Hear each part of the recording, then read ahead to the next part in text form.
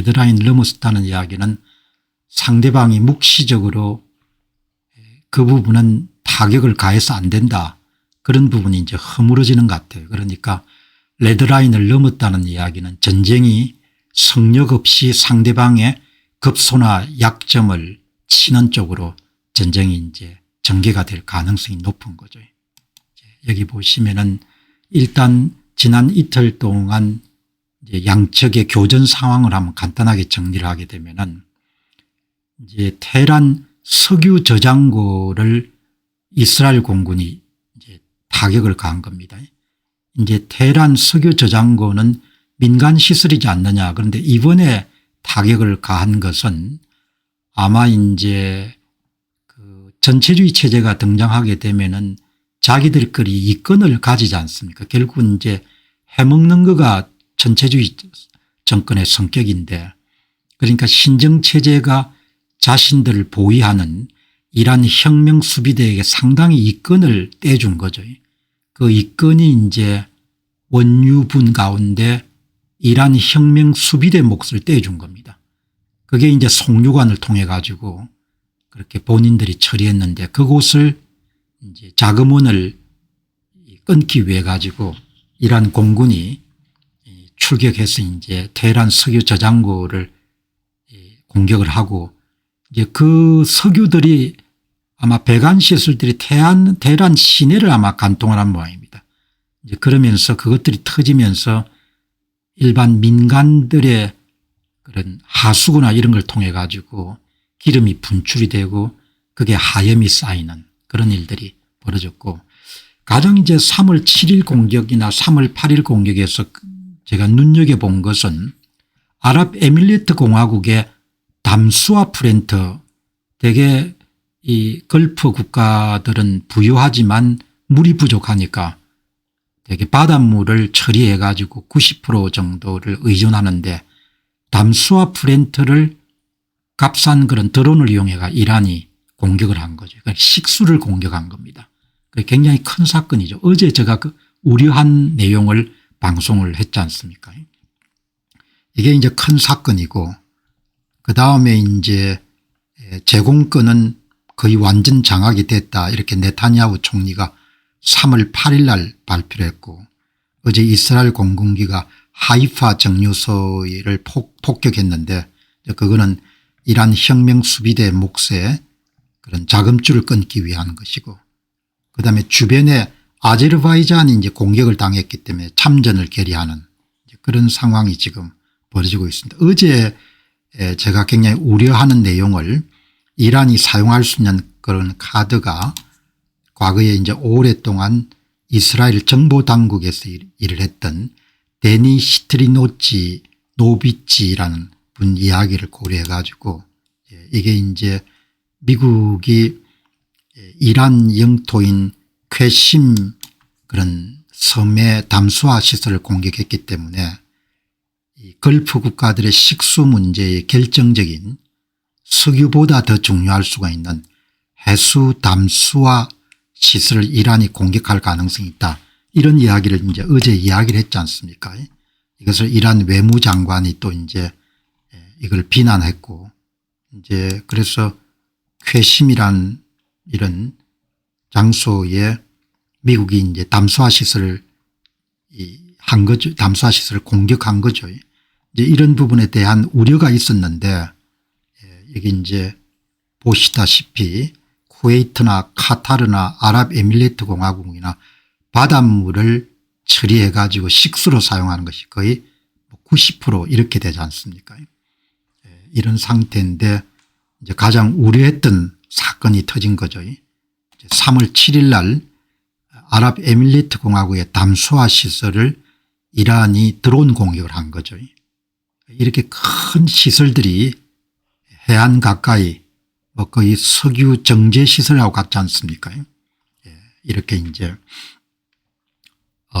나오고, 이런 시설들이 이 아랍에밀리트의 담수화 시설입니다.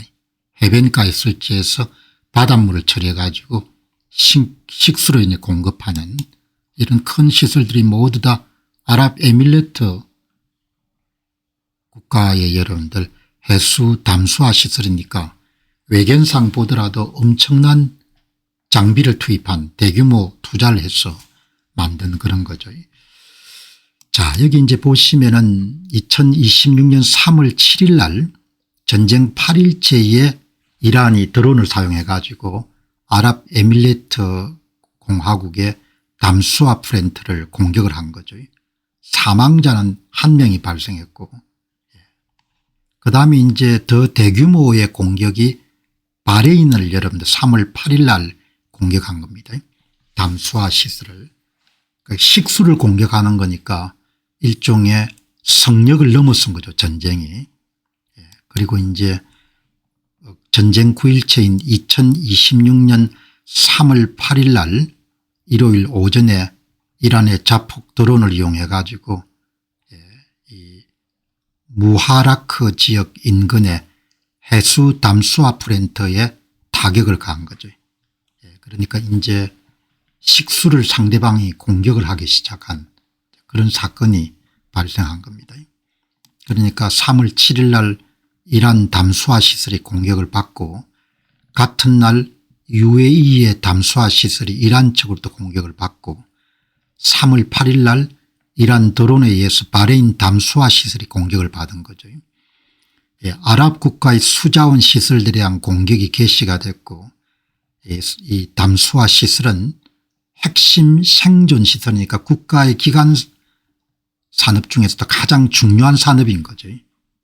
그렇게 해서 이제 좀 전쟁이 성역을 넘어서는 그런, 그래서 이제 사우디아라비아의 왕세자가 이란이 사우디의 에너지 섹터 및 왕국 내 주요 시설들에 대한 공격을 중단하지 않으면 동일한 수준으로 이란에게 보복을 하겠다, 이런 내용을 문건과 그다음에 비공식 채널이나 공식 채널을 통해 가지고 이란 외교부 측에 전달했다는 거죠. 그러니까 동일한 수준으로 하니까 상대방의 공격에 상응할 정도의 그런 내용을 이제 보복을 하겠다, 이렇게 된 거죠. 그래서 제가 이제 전쟁을 쭉 이렇게 이제 그동안 지켜본 바에 따르면은 전쟁이 레드라인을 넘어선 것 같다.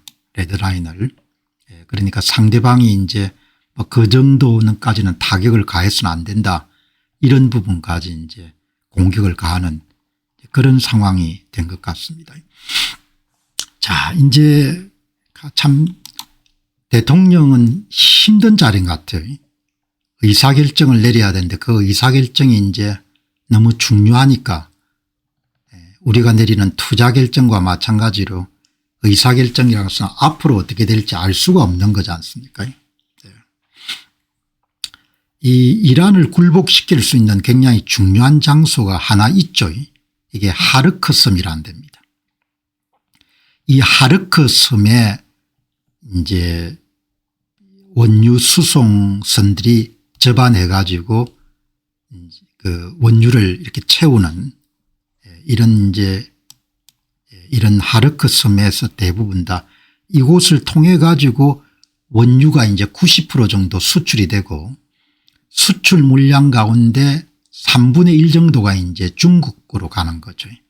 이런 섬 치하로 이제 송유관이 연결돼 가지고 이쪽은 좀 수심이 깊은 모양이죠.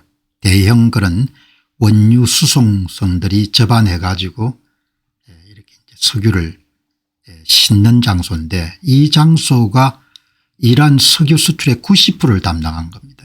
그러니까 쉽게 이야기하게 되면 미국이 이곳을 점령하거나 이렇게 하면 완전히 이제 자금줄을 끊을 수 있는 거죠. 그럼 이제 유가가 폭등하거나 그런 부분이 있으니까 미국도 이 부분까지 KHARG 아일랜드라 부르는데 이 발음을 아마 하르크라고 이렇게 부르는 모양입니다. 하르크. 이란 원유 수출의 90%가 이 섬의 시설 하나를 통해 이루어집니다. 이 터미널이라고 부르죠. 역사적으로 하루 약 200만 배럴의 원유를 처리해왔고 지금 이제 이란이 일산하면 320만 배럴 정도를 생산하는 모양입니다. 이란 혁명 전까지는 미국 기업이 건설하고 운영했지만 1979년 혁명 이후에 이 재산이 몰수가 됐습니다. 여기 보시면은 이렇게 이제 아마 해상으로 다 이렇게 송유관 같은 것이 묻어져 있겠죠. 그 대형 유조선들은 접안할 수가 없으니까 내륙에는. 그러니까 섬에 이제 터미널을 만들어 가지고 이렇게 시설이 밀집되어 있는 모양입니다. 맨하탄의 한 4분의 1 정도 크기라고 그렇게 하니까 꽤 큰 거죠. 이곳은 이란 경제의 단일 실패 지점으로 간주됩니다. 트럼프 행정부가 이 섬을 점령하나 장악할 경우에 이란 정권과 혁명 수비대는 급여를 지급할 수 없게 되는 겁니다. 자금줄을 잴 수 있는 굉장히 좋은 장소인 거죠. 그런데 이제 각오는 해야 되는 거죠. 여기 이제 교전 중에 만일에 이제 그런 시설물들이 이제 손상이 되거나 그렇게 하면은 원유 공급이 이제 줄어들기 때문에 유가가 배럴당 $100 뭐 이렇게 넘어갈 수가 있기 때문에 이제 정치적 리스크가 항상 따르는 거죠. 여기 이제 가이 라론이라는 분도 이야기를 들어보니까 미군이 지상군을 투입한다면 하르크스미 첫 번째 유일한 목표가 될 가능성이 큽니다. 시설을 파괴하는 대신에 온전하게 획득함으로써 이란으로 유입되는 달러를 통제하고 이란산 석유의 최대 구매자인 중국을 견제할 수가 있습니다. 그렇게 해서 굉장히 중요한 그런 전략적 그런 장소인 겁니다. 자, 여기 이제 보시면은 이 사우디아라비아 왕자가 하르크섬을 우리가 테이크아웃 하겠다 이렇게 이야기했다고 하는데 그거는 제가 복수의 그런 소식들을 체크해 보니까 구체적으로 하르크섬을 거론한 적은 없습니다. 사우디아라비아 왕자가 동일한 조건에 보복을 하겠다 그 이야기를 했는데 사우디아라비아 측은 이란 측의 사우디의 에너지 부분에 대한 공격이 지속될 경우 똑같이 대응할 수 있다. 일종의 레드라인을 제시한 거죠. 그러나 하르크섬을 제거하겠다 그런 이야기는 사우디 측이 한 적이 없는 것 같습니다. 그렇게 해서 이제 이게 이렇게 이제 일종의 이란 정부에게는 생명선하고 같은 거죠. 생명선하고. 페르시아 북부에 위치한 작은 섬이지만 이란 경제에 대체 불가능한 핵심 시설 생명선과하고 같은 것이고 그리고 또 점령하기에는 비교적 좀 괜찮은 장소인 게 이란 본토에서 25km 16마일 떨어져 있고 지금 이제 이란 회군이 거의 괴멸 수준이기 때문에 미국이 작심하고 해병대를 투입하게 되면 점령 가능성이 있는 거죠. 그렇게 이제 이런 아주 목숨줄을 갖고 있는데 이거는 이제 트럼프 행정부가 굉장히 고심을 하는 것 같아요. 이 문제는 그런데 점점 더 부분적으로 지상군 투입이 불가피할 것 같다 그런 쪽으로 기우는 것 같아요. 섬을 장악하면은 이란으로 유입되는 현금 흐름을 직접 통제할 수 있고 그리고 이란 정권의 행동에 따라서 석유 판매 대금을 배분하는 방식을 취할 수 있으니까 현재 미국이 베네수엘라를 대하는 그런 방법하고 똑같은 방법으로 이란을 다룰 수 있다 이렇게 보는 거죠. 그리고 이제 섬이기 때문에 비교적 작전을 개시하기가 좋은 하르크섬은 이란 본토와 떨어져 있기 때문에 대규모 전면전을 치르지 않고서도 공중전과 해군 지원을 받으면 무난하게 점령할 수 있는 것이죠. 그리고 섬 내에 대형 공항도 이미 건설이 돼 있고 그러니까 모든 조건들이 다 구비가 되어 있는 거죠. 현재 이란 혁명수비대 해군이 무력화된 상태이기 때문에 조건은 더 좋은 거죠. 그래서 이제 이 하르크섬은 현재 이란 정권의 생존과 직결된 아킬레스건이자 생명선이다 그렇게 보면 되겠죠. 그러니까 그러나 이제 원칙적으로 지상군 투입은 사상자가 나올 수밖에 없고 현대전은 계속해서 여러분들 언론이나 이런 걸 통해서 미국의 안방까지 전달될 수 있기 때문에 이제 웬만하면 대통령 입장에 지상군 파병을 안 하려고 하는 거죠. 이번에 쿠웨이트에서 임무 중인 그런 이제 군인들이 아니지 않습니까? 서비스맨들이 몇 명이 죽은 거죠. 4명인가 죽었을 겁니다. 며칠 전에 이제 어젠가 그런 영절식이 있었는데 뭐 다 대통령 부인, 부통령 부인 전부 다 이렇게 예우를 차리지 않습니까? 그렇게 이제 한 명 인명이 살상되는 것에 대해서 굉장히 민감하기 때문에 지상군 파병은 이제 앞으로 없는 거죠. 자, 그러면 이게 생명선을 끊어버리게 되면은 어떻게 되느냐. 여기 이제 하르크섬. 여기가 항상 역사적으로 파란이 많은 데죠. 하르크섬. 이렇게 이제 꽤 여러분들 본토에서 떨어져 있습니다. 본토에 떨어져 있고 이거는 좀 해상도가 높은 그런 사진이네요. 이거를 이제 미국이 점령하게 되면은 수출의 90% 정도를 장악할 수 있기 때문에 이란 측이 대단히 여러분들 심각한 타격을 받는 거죠. 그래서 이란 북서부 해안에서 16마일 25km 정도 떨어져 있고 그리고 이제 섬의 길이가 5마일 8km 뉴욕 맨해튼 섬의 40% 수준 그리고 가장 중요한 점은 이란 석유 수출하는 핵심 항구고 이 하르크 섬을 통해서 원유 수출의 90% 그리고 90% 가운데 3분의 1이 중국으로 가는 거죠.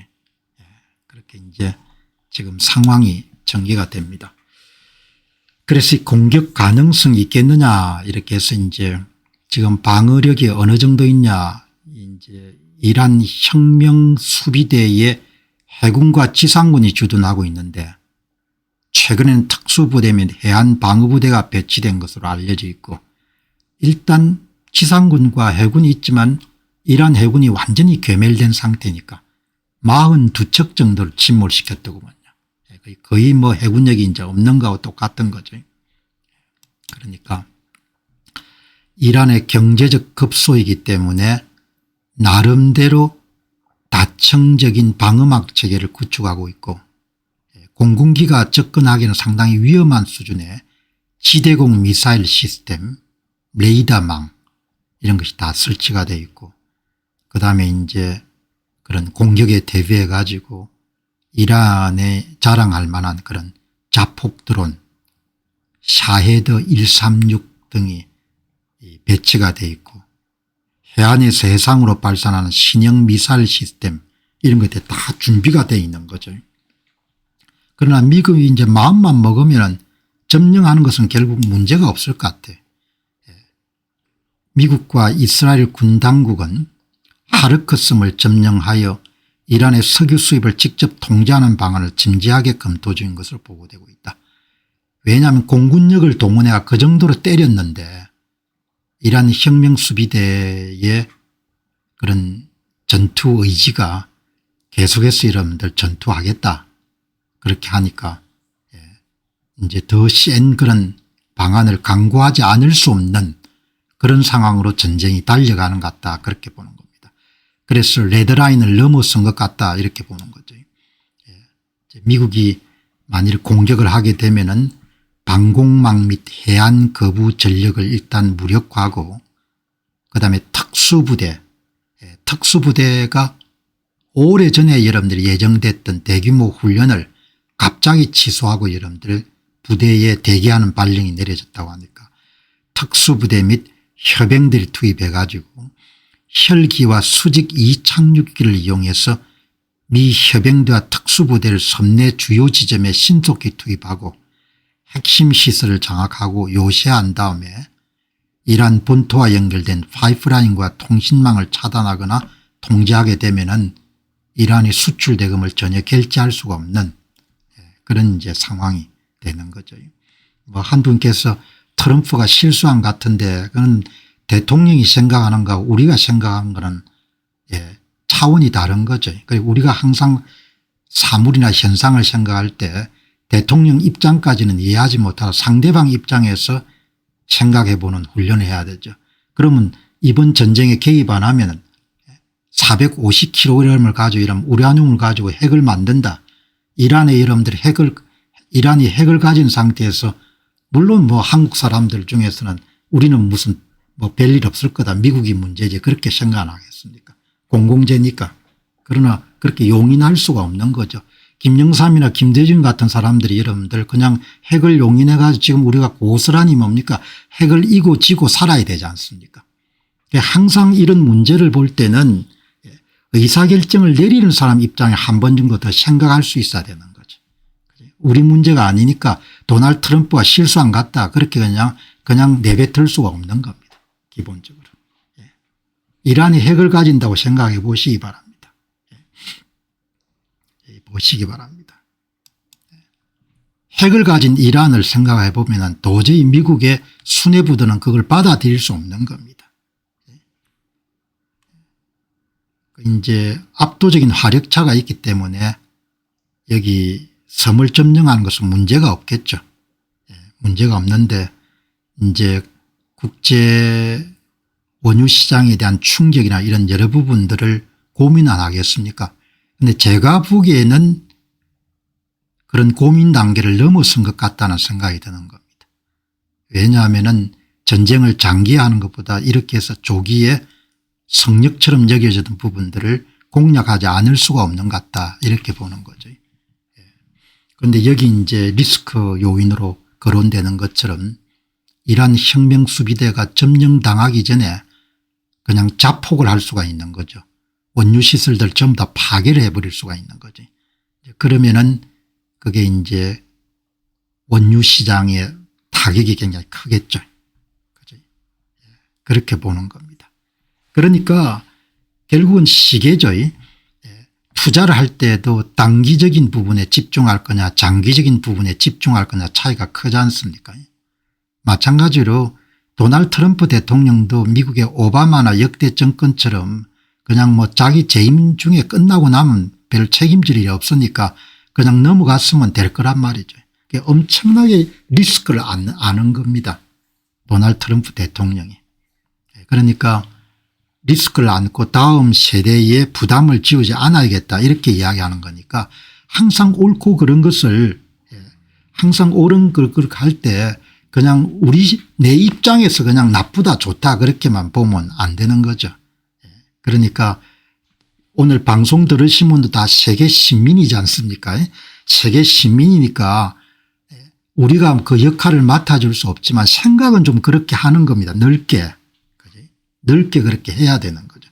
핵을 가진 이란 이게 중동 지형에 얼마나 큰 영향을 미칠 것이고 얼마나 여러분들이 힘들겠습니까? 그러니까 항상 그렇게 여러분 좀 시각을 보셨으면 좋겠다. 여기 보시면은 이란 급수의 참수 작전이 실질적으로 거론이 되는 것 같아요. 아주 이렇게 심도 있게. 이게 이제 워싱턴 포스트가 보도한 겁니다. 공항 점령이나 이런 특수임무를 맡은 그런 미 육군의 특수부대가 갑자기 주요 훈련 계획을 취소해버린 겁니다. 육군이 급격히 주요 훈련을 취소했다. 이 부대가 대개 이렇게 특수작전을 수행하는 미국 육군이 공수부대의 본부 요원에 대한 대규모 훈련을 갑자기 취소했다. 이건 상당히 이례적인 거죠. 이 공수부대는 고위험 임무를 전문으로 하는 공항 점령이나 인프라 장악을 전문으로 하는 그런 부대고 4,000명에서 5,000명 규모의 즉시 응답 부대 이미디어트 리스판스 폴스를 운영한다. 여기 이제 훈련 취소하고 그리고 부대에 대기하라.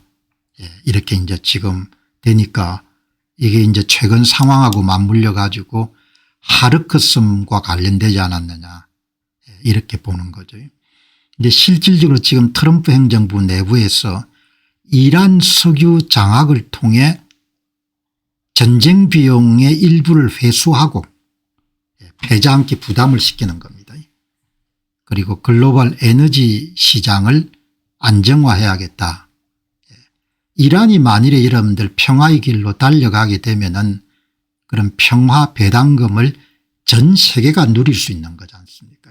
전 세계가 평화 배당금을 그렇게 투자를 하는 거죠. 평화 배당금을. 그렇게 해서 이제 이렇게 지금 이제 검토 중인 모양입니다.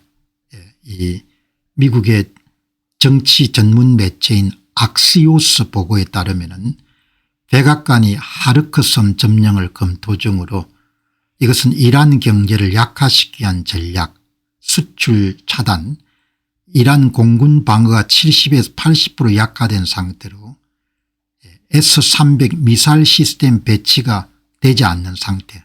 그렇기 때문에 트럼프 행정부가 이런 것을 구체적으로 거론하고 있다. 이렇게 나오는 거죠. 이번에 이 훈련이 취소가 된 이런 공수부대는 공항 인프라 점령을 전문으로 하는 부대로 하르크섬처럼 전략적 섬을 장악하는 데는 적합하고 악시오스 보고에 따르면 미국 특수부대가 이란 우라늄 점령을 논의 중인데 이것은 하르크섬 점령과 유사한 지상작전 패턴을 떤다. 그러니까 지금 이제 트럼프 행정부가 승부수를 던지는데 얼마나 고민이 많겠습니까? 일단 이 공수부대를 통해 가지고 원유 수출의 90%를 담당하는 하르크섬을 점령하는 거 하나 하고 또 다른 하나는 공군기를 동원해 가지고 B2를 동원해서 이런 벙커버스트를 떨어뜨리더라도 결국은 사람이 들어가서 고농축 우라늄을 결국은 탈취해야 되는 그런 상황이 그런 대안 외에는 다른 대안이 없는 것 같다. 없다고 생각하지 않고 없는 것 같다고 보는 겁니다. 그래서 이제 미국의 델타 포스 특수부대를 적진에 투입해 가지고 얼마나 저항이 심하겠습니까? 그렇게 두 개의 지금 두 개의 작전이 어제까지도 별로 논의가 안 됐던 것 같은데 지금 X상에서 아주 활발하게 논의가 되고 있거든요.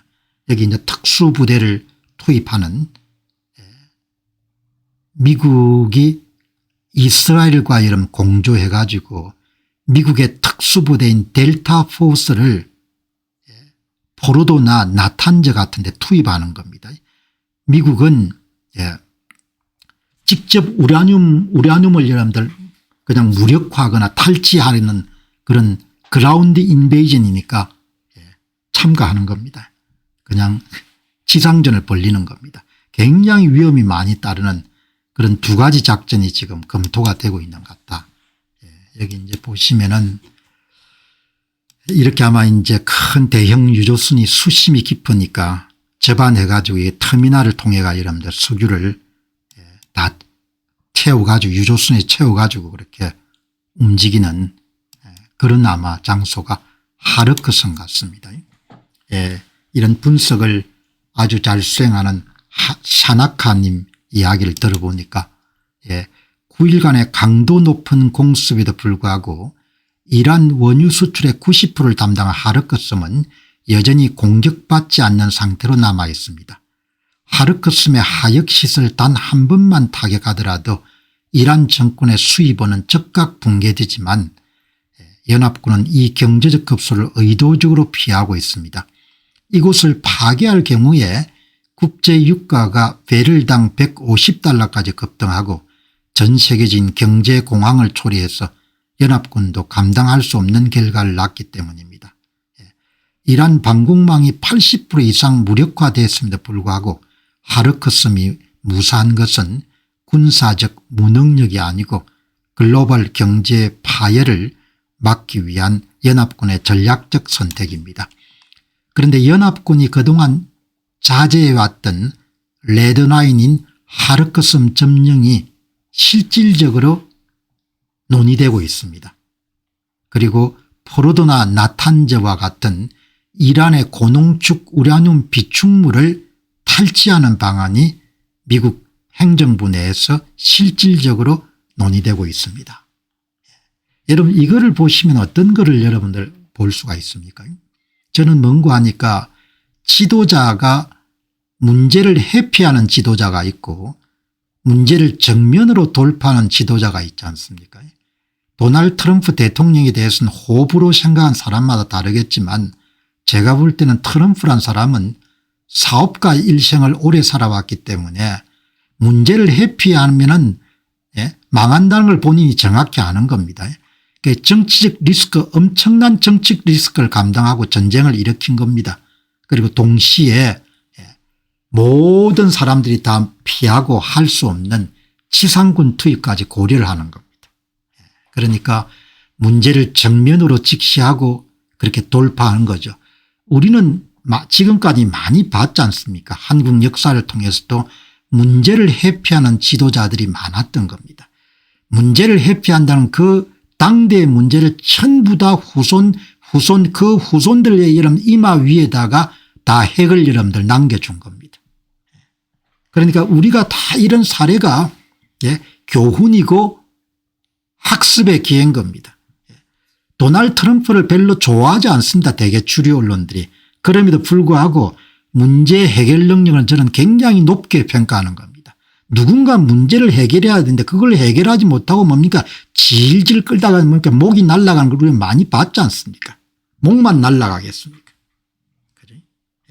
이런 얼마나 어마어마한 계획입니까? 섬을 점령해가 유가가 폭등하고 우라늄 기지를 여러분 들어가 가지고 여러분들 인명이 살상이 되고 탈취하고 얼마나 여러분들 아슬한 그러나 지도자가 그렇게 해야 되는 거죠. 지도자가 본인들이 판단해 가지고 이거를 결행해야겠다.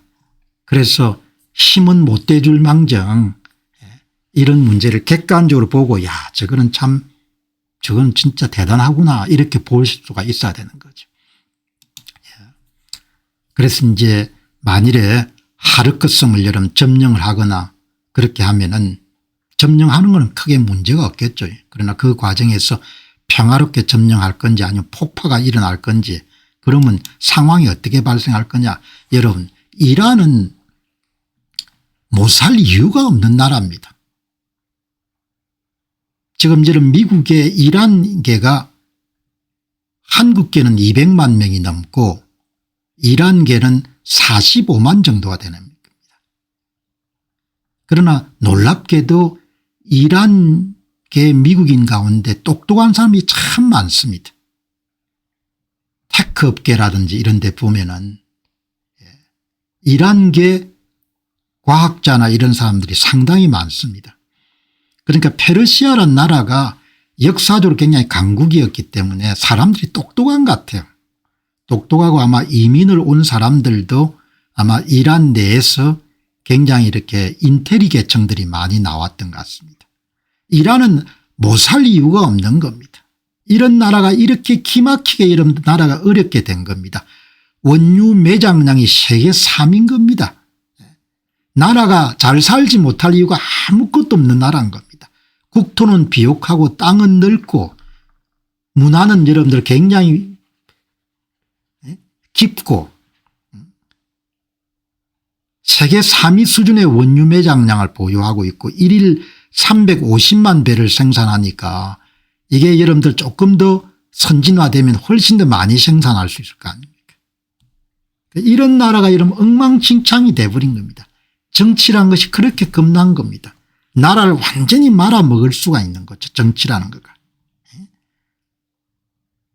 여기 보시게 되면은 여기 이제 하르크섬을 만일 이제 미국이 이제 결단을 내려가지고 정령에 들어가게 되면은 이 악시오스즈가 맨 먼저 보도를 했네요. 이란의 하르크섬을 탈취하는 그런 계획을 지금 고려하고 있다. 고려하고 있는데 여기 보시면 지금 이제 유가가 이제 폭등하겠죠. 만일에 점령을 하면은. 그러니까 지금 유가가 대개 배럴당 이렇게 좀 안정화됐다가 이제 지금 전쟁 터지면서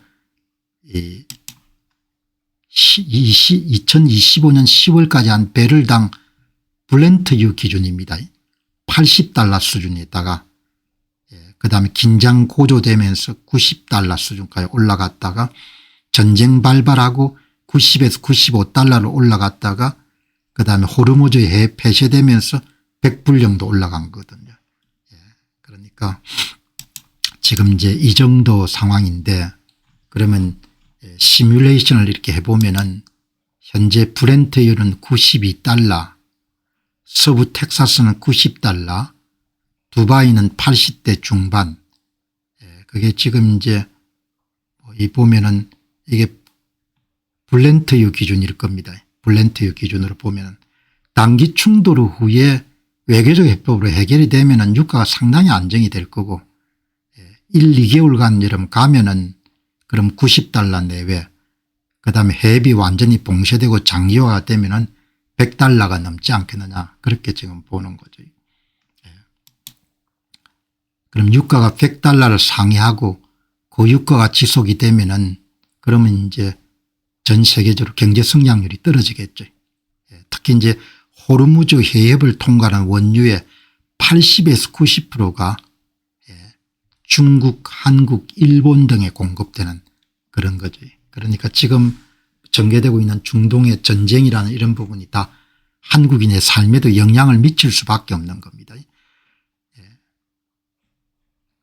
그리고 이제 보면은 연합군의 하르크섬 점령 작전과 이란 석유 공급 타격 시나리오 구체적으로 시나리오가 나오네요. 보고서에서 CSIS 같은 연구소 오일플라이스.com 로안 캡탈 파트너 이런 데서 가상 시나리오 씌워가지고 사태가 어떻게 전개되느냐에 따라 가지고 이 같은 시나리오는 호르무즈 해협 폐쇄나 지역 확산을 고려해서 이란 공급 감소 지금 한 320만 배럴 정도 생산합니다. 320만 배럴 정도 생각하는데 여기 이제 한 100만 1억 배를 지금 아마 전체 공급량이 1억 배럴 정도 모양이죠. 1억 배럴에 이란이 여러분들 한 320만 배럴 정도를 차지하는 모양입니다. 보시면은 CSIS 보고서에 따르면은 하르크섬을 미국이 점령하는 경우에 이란 수출이 160만 배럴이 중단될 것이고 그리고 호르무즈 해협의 폐쇄까지 확산이 되면은 1800만 배럴 정도의 추가 위험이 발생하고 로안 보고서는 단기적으로 10에서 20% 정도의 가격 상승이 불가피할 것으로 보고 장기적으로 50에서 100% 정도가 가격이 인상된 것으로 예측한다. 그러니까 국제 원유 시장에 큰 영향을 미치는 거죠. 그러니까 끝까지 이 문제를 이제 고심을 하게 되는 겁니다. 더 구체적으로 이제 AI한테 여러분 한번 물어보니까 이렇게 상세하게 여러분들 시나리오를 짜주네요. 여기 보시면은 이란 석유 공급 감소 비용이 10%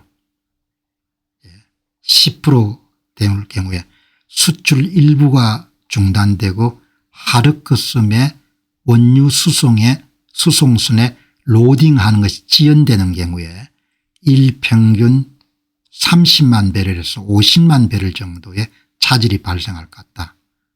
그러면은 배럴당 5달러에 10달러 정도의 경미한 가격 인상이 이루어져 가지고 85달러에서 90달러 정도의 가격이 형성될 것이다. 그럼 전혀 큰 문제가 없는 거죠. 이제 30% 정도 타격을 받게 되면 하르크섬의 공급 라인이 파괴가 되고 호르무즈 해협이 일부가 부분 폐쇄가 되면은 100만 배럴에서 150만 배럴 정도 공급이 중단되니까 그러면은 유가는 배럴당 10달러에서 20달러 정도 올라서 시장 가격은 90달러에서 100달러 정도 형성될 것이 이것도 뭐 큰 문제는 없는 거죠. 그런데 이제 50% 정도가 되면은 심각한 점은 하르크섬을 점령하는 과정에서 심각한 타격을 받게 되고 그다음에 생산 플랫폼이 상당 부분 파괴가 되면은 일산 160만 배럴에서 200만 배럴 정도의 수출이 중단이 되니까 그러면은 이제 배럴당 20달러에서 50달러 정도 가격이 올라서 시장 가격이 배럴당 100불에서 130불 정도까지 간다는 거죠. 그러니까 이런 시나리오를 미국 수뇌부가 다 고민 안 하겠습니까? 그런데 이제 객관적인 정황이나 이런 걸 미뤄볼 때 어제부터 부쩍 이런 이야기가 나온 걸 봐가지고 공군력을 동원해 가지고 여러분들 장기간 끄는 것보다도 시장에 충격이 있더라도 승부를 결정지어야겠다 그렇게 보는 것 같아요. 그러니까 이런 모든 정치적 의사결정에 지도부가 리더가 결정을 내리는 거지 않습니까? 그러니까 가볍게 생각하기보다도 이런 지도자들의 고뇌라든지 판단을 어떻게 내리든지 이런 부분을 한 번 정도 찬찬히 살펴보는 것이 굉장히 도움이 되지 않겠느냐 그렇게 봅니다. 저는 이제 작가 생활을 오래 했기 때문에 논평할 때도 뭐 그렇지만 항상 그 의사결정을 내리는 주체의 입장에서 가능한 좀 생각을 해보려고 노력하거든요. 그게 이제 사태를 정확하게 보는데 그런데 지금 이제 보면은 도널드 트럼프 대통령 입장이나 지금 전쟁을 수행하고 있는 미국의 수뇌부 입장에서는 시간이 가면서 점점 더 일부 지상군 투입이 불가피할 것 같다 이렇게 내리는 것 같아요. 왜냐하면은 공군기만 가지고 핵무기 개발을 완전히 막을 수가 없는 겁니다. 자, 여기 이제 보시면은 이제 또 하나 하르크섬을 점령하는 작전 외에 이란이 갖고 있는 우라늄을 공중전 가지고만 완전히 분쇄하기가 힘들다고 보는 겁니다. 그래서 델타 포스를 중심으로 해가지고 미국의 특수부대를 적진에 투입해 가지고 우라늄을 물리적으로 탈취하는 방법 외에는 없지 않느냐 어마어마하게 위험한 그런 여러분들 시나리오인 거죠. 그러나 이런 시나리오를 굉장히 구체적으로 현재 이란이 450kg 정도를 갖고 있는 것으로 추산됩니다. 농축 우라늄을. 자연 상태에서는 0.7%고 60% 정도 되면 상당히 농축이 된 거고 그다음에 핵무기가 개발되는 데는 90% 정도의 농축이 되면은 핵탄두에 탑재할 수 있을 정도가 되는데 현재는 상당히 이런 수주 정도의 시간을 갖고 있을 정도로 많은 부분이 진행이 된 거죠. 그러니까 이게 지상으로부터 200m 정도 떨어졌는데 벙커버스터 같은 걸 이런 투입하더라도 안에 시설물은 손상을 줄 수가 있는데 우라늄까지 타격을 주기가 굉장히 어려운 겁니다. 그러니까 지금 이제 미국의 수뇌부에서 위험하지만 성부수를 던질 수밖에 없다. 그런 분위기로 흘러가는 것 같아요. 그런 분위기로. 그렇게 하기는 안 하는데 여기 보시면은 발락 라비더 님이 이제 이 발락 라비드라는 사람이 악시오스의 선임 기장 같습니다. 시니어 미국 관리가 제게 말했습니다. 트럼프 행정부가 이란 핵시설을 해체하기 위해서 그리고 이란이 갖고 있는 농축 우라늄을 해체하기 위해 가지고 Entry of Special Forces 미국의 특수부대를 투입할 그런 계획을 갖고 있는 것 같다. 이렇게 여러분들 기사가 나와 가지고 뭐 많은 사람들에게 지금 이제 회자가 되는 거죠. 글로벌 어페어 담당 악시오스의 그런 기자인 겁니다. 이 건이 이제 나오고 난 다음에 샤나카 님이 분석을 했네요. 이렇게 이제 포르도나 나탄 저에 어마어마한 이런 폭탄을 쏟아부었는데 폭탄만 가지고는 쉽지가 않을 것 같다고 이렇게 보는 겁니다. 연합군의 강력한 공습에도 불구하고 이란이 보유한 60%의 고농축 우라늄 450kg은 지하 깊숙한 요새에 보존되어 있어 항공폭격만으로는 파괴가 불가능한 상태입니다. 이게 이제 미국의 행정부가 내린 결론 같습니다. 이스라엘도 마찬가지고 위험이 따르더라도 지상전을 치를 수밖에 없다는 거죠. 이란은 이미 핵무기 완성에 필요한 공정의 90% 이상을 끝낸 마라탄 왕조 상태이고 기반 시설만 살아남는다면 단 몇 주 안에 무기급 우라늄을 뽑아낼 수가 있습니다. 이에 따라서 미국과 이스라엘은 특수부대를 투입해서 핵물질을 직접 탈취하거나 아니면은 그 특수부대의 핵 전문가를 같이 여러분들 보내가지고 현장에서 고농축 우라늄을 해체하는 희석시키는 빈라덴 사살작전보다도 훨씬 위험하고 복잡한 지상작전 투입을 본격 논의 중입니다. 하메네이 사망 이후에 핵무기를 금지했던 종교적 칙령이 사라지면서 혁명수비되는 정권 현종을 위해서 핵무기 완성을 향한 마지막 스프린트를 강행할 요인이 그 어느 때보다 높습니다. 이란 혁명수비대는 하메네이 사망 이전보다 훨씬 더 가속화시킬 충분한 동기가 있고도 남음이 있다는 겁니다. 만약 연합군이 이 핵물질을 확보하지 못한 채 전쟁을 끝낸다면 이란은 조만간 핵보유국이 될 것이기 때문에 트럼프 행정부는 지금 역사상 가장 위험한 선택을 목전에 두고 있습니다. 여기서 트럼프 행정부와 도널드 트럼프 미국 대통령이 어떤 결정을 내릴지에 따라 가지고 어마어마하게 이런 전쟁 양상이나 판도가 달라지는 거죠. 대부분 미국 대통령 같으면은 숨을 것 같아요. 현실을 직시 안 하려고 할 것 같습니다. 도널드 트럼프는 이런 현실을 직시하려고 할 것 같아요. 물론 상대방은 전쟁광이라고 욕하겠죠. 공습은 시설물을 파괴했지만 우라늄은 살아남은 겁니다.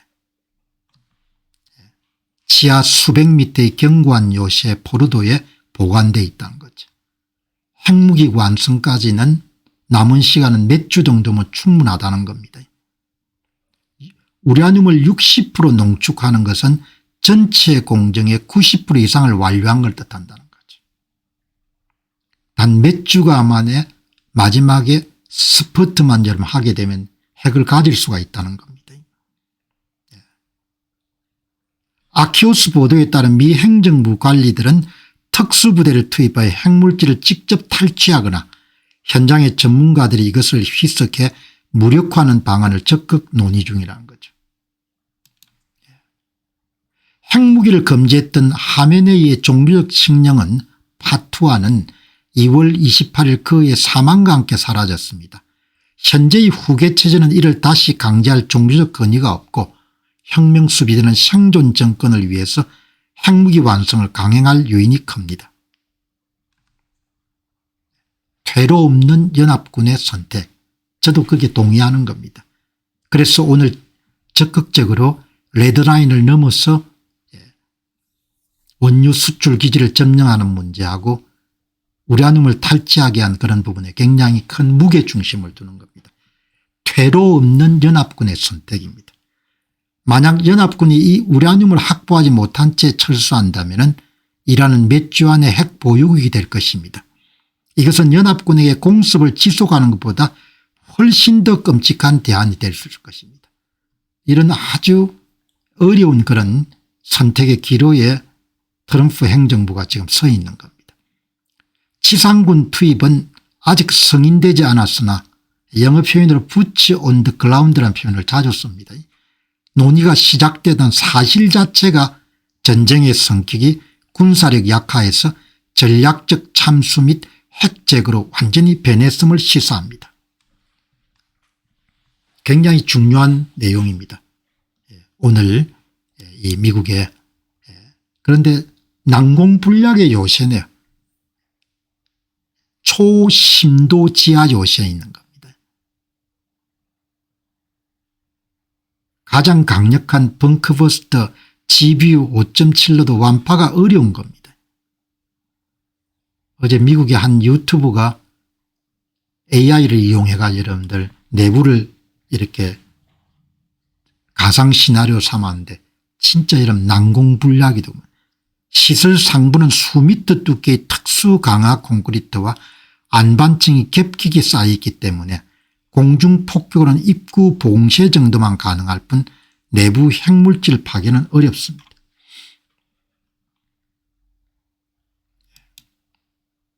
그리고 여기에 뭐 집중적으로 대공방어망을 구축해 놓은 겁니다. S-300 및 이란산 미사일, 이란은 핵시설 주변에 러시아에서 도입한 S-300 지대공 미사일 시스템을 배치해서 공중지 접근을 막는 거죠. 그래서 여기에 여러분들 GBU-52 벙커버스터를 투입할 때도 미국 본토의 미주리에서 여러분들 수십 시간을 날아가지고 B2가 되게 떠들이지 않습니까? 왜냐하면 S-300 지대공 미사일들이 포진해 있기 때문에 일반 비행기는 여러분들 격추당하는 거죠. 이란이 자체 개발한 이 장거리 방어 시스템은 스텔스 기체 탐지 능력을 갖추고 있어 연합군의 공중 접근을 지속적으로 위협하고 있습니다. 또 인근에는 대공포와 단거리 미사일이 촘촘히 배치되어 있어 특수부대를 태운 헬기나 수송기에 적어도 침투를 매우 위험하게 만듭니다. 진짜 난공불락의 요새 같은 겁니다. 핵시설 주변에는 강력한 제밍 장치가 가동되어 미사일의 정밀 유도나 특수부대의 GPS 내비게이션을 방해합니다. 열감지 카메라, 진동 센서, 음향 탐지기 등이 시설 외곽부터 깔려있기 때문에 지상근의 접근을 실시간으로 감지합니다. 최정의 요인을 투입했겠죠. 굉장히 어려운, 정말 참 아까의 전쟁이라는 게 이렇게 어려운 겁니다.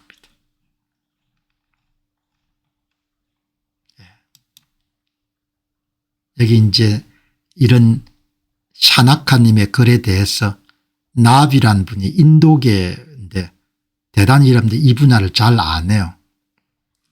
이게 이제 이분 이야기는 90% 공정을 끝낸 것은 뭐 거의 다 마음만 먹으면 단기간 내 무기급으로 만들 수가 있고 절대적으로 공습은 시설물을 파괴할 수 있지만 핵물질을 파괴하는 것은 역부족이다. 포르도는 산소 깊은 곳에 건설이 돼 가지고 정말 뚫기가 어려운 장소다. 결국 남은 것은 다른 대안이 없다. 이란 핵을 막으려면은 물리적 탈취 외에는 다른 대안이 없다 이야기죠. 그러니까 얼마나 고뇌에 찬 결정을 해야 되겠습니까? 핵 위협을 완전히 제거하는 방법은 세 가지입니다. 생산시설을 파괴하거나 핵물질의 물리적 압수를 하거나 그런데 뭐 지금은 압수나 생산시설을 파괴하거나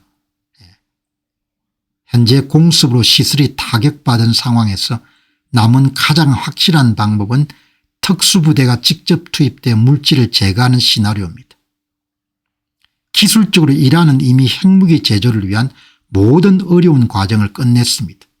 이제 남은 것은 마지막 짧은 단계뿐이고 이 물질이 혁명수비대의 손에 있는 한 전 세계는 가장 위험한 핵확산 위기에 직면하게 되는 것입니다. 이렇게 여러분들 참 어려운 그런 상황입니다. 그래서 레드라인을 넘어서 아마 이런 작전에 아마 돌입할 가능성이 높지 않겠느냐. 왜냐하면 뭐 상대방은 절대로 여러분들 포기할 의도가 없으니까. 오늘 전쟁 섹션이 좀 길었는데 생각보다 이렇게 끈질긴 저항이네요. 허드슨 연구소가 간단한 보고서를 발표했습니다. 지금까지 전쟁을 총평가해 가지고 앞에 보시다시피 이란은 전 세계 원유 매장량의 3위입니다. 3위. 국토가 넓고 잘 살 수 없는 이유가 없는 나라입니다. 국토도 비옥하고 넓고 인구도 한 9천만 정도 되니까 내수도 있고 역사적으로 굉장히 여러분들 풍부한 그런 나라고 정치가 여러분 이렇게 망치는 겁니다. 정치가. 신정체제를 여러분 어떻게 달성했습니까? 혁명이 일어나고 나서 2, 3개월 안에 실시됐던 그냥 국민 투표를 통해 그냥 하는 사이에 나라가 넘어가 버린 겁니다. 그리고 나서 47년이 흐른 겁니다. 화폐는 그냥 완전히 종이가 된 겁니다. 허드슨 연구소 보고서를 보기 전에 여러분 며칠 전에 말씀드렸지 않습니까? 전쟁 초기에 이란 혁명수비대 본부나 민병대 본부를 전부 다 파괴를 해놓으니까 근무할 공간이 없는 거죠. 그래서 거리에 이런 텐트를 치고 이란 혁명수비대나 보안군 같은 것이랑 근무하는 모습을 여러분이 전해드렸지 않습니까? 그렇게 해서 이제 겨우 구한 것이 팔레비 왕조 시대 때 여러분들 만들어진 수용인구 12,000석의 실내 경기장에 이란 혁명수비대가 임시 사무소를 설치해서 쓴 겁니다. 거기를 여러분 이스라엘 공군기가 타격을 해가 1,000명이 죽은 겁니다. 아자디 실내 경기장에 대한 공격으로 이스라엘 혁명수비대 정권 군대가 최대 1,000명 사망했습니다.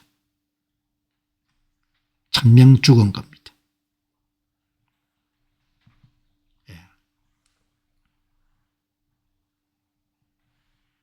사람 목숨이 아닌 겁니다. 여기 보시죠. 엊그제 말씀드린 바와 같이 인도가 주도했던 관함식에 참여했던 이란 여러분들 함정이 스리랑카 해상에서 미국의 잠수함 공격으로 침몰했지 않습니까? 그 전에 그냥 급습하는 것이 아니고 미국 측이 배를 버리라고 이렇게 경고를 한 겁니다. 오늘 이란 인터내셔널의 보도에 따르면 스리랑카 인근에서 미국 의뢰에 맞아 침몰한 함정에 사망한 이란 선원이 공격 직전 아버지와 통한 내용이 공개되었습니다. 그런 미군이 성조원들에게 함정을 포기하고 대피하라는 경고를 2차례나 보냈다고 아버지에게 말했습니다. 하지만 이란 군함의 지휘관은 성조원들의 퇴함 허가를 거부했습니다.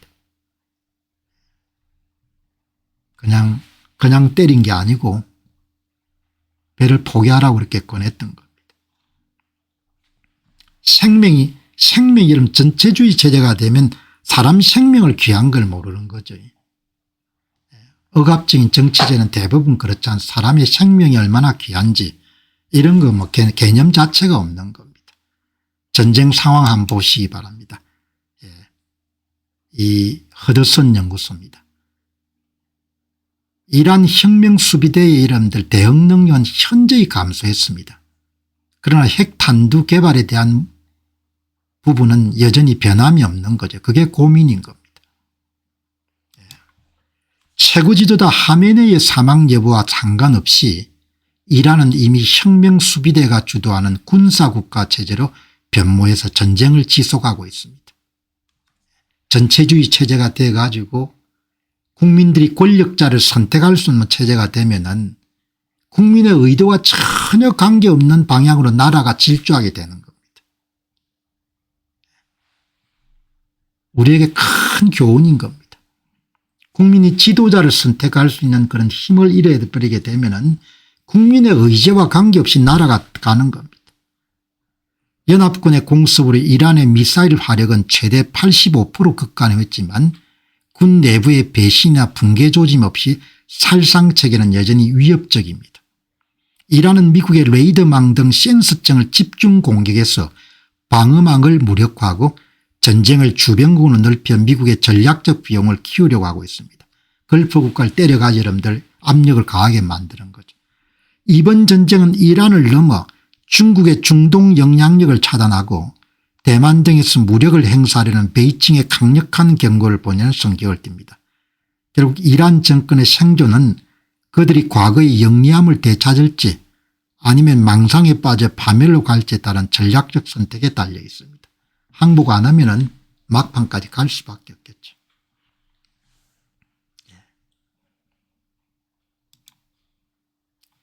이 여러분들 보고서에 여기 지네바 리브나라는 사람이 쓴 이란을 공격하는 것은 모두가 중국에 관한 것이다. 이런 보고서가 하나 있는 겁니다. 항상 중국은 악의 세력과 손을 잡는 겁니다. 악의 세력과. 중국은 수년간 수십조 원을 들여 이란을 중동 내 전략적 거점으로 키웠지만 이번 미국 이스라엘의 직접 타격으로 중국이 쌓아온 중동 지배구조의 기둥이 무너지고 있습니다. 중국 기업은 이란에 감시 및 검열 시스템을 공급해 정권을 도왔지만 이번 작전은 이란을 넘어 중국의 기술적 영향까지 무력화하고 있습니다. 중국이 전체주의 체제의 종주국이기 때문에 자국 내에서 인민들을 통제하고 감시 감독하는 그런 기술이나 노하우를 전부 다 수출해 주는 겁니다. 그래 악의 축인 겁니다. 인민을 감시 감독하고 통제하는 모든 종류의 이런 기술을 주변국에 수출하는 겁니다. 중국이. 저는 오래전부터 그 이야기를 수없이 해왔지 않습니까? 이란 원유 수출의 80% 이상을 수입해온 중국은 이번 전쟁으로 저렴한 에너지 공급원을 잃게 되었고 이것은 중국 산업 기반에 막대한 경제적 타격을 주고 있습니다.